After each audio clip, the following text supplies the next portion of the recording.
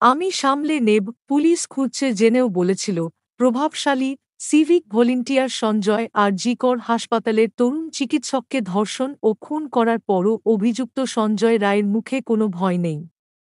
সংবাদ সূত্র, পুলিশ তাকে খুঁজছে একটা জানার পরও সঞ্জয় তার সিভিক ভলান্টিয়ার সঙ্গী সৌরভকে বলেছিল, আমি সামলে নেব। সূত্রের দাবি এমনটাই। অনেকে বলছেন, সঞ্জয়ের ওপর কোনো প্রভাবশালী ব্যক্তির নিয়ন্ত্রণ ছিল।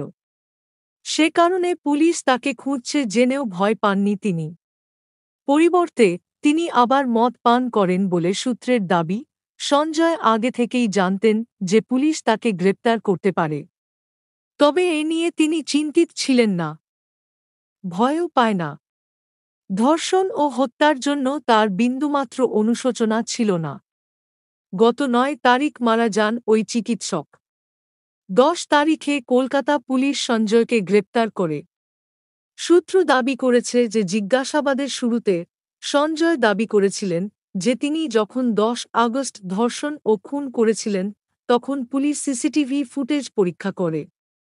ওই সেমিনার হলে মোট ১৫ জনকে আসা-যাওয়া দেখা গেছে।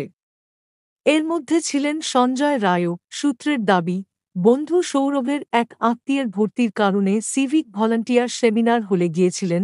সূত্রের খবর, তরুণ ডাক্তারকে ধর্ষণ ও খুনের পর সঞ্জয় কলকাতা আর্মড পুলিশের ৪র্থ ব্যাটালিয়নে ঘুমিয়ে পড়েছিলেন।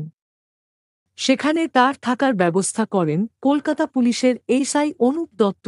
সঞ্জয় সেই সকালে ঘুম থেকে ওঠে, আবার মদ পান করে এবং ঘুমাতে যায়।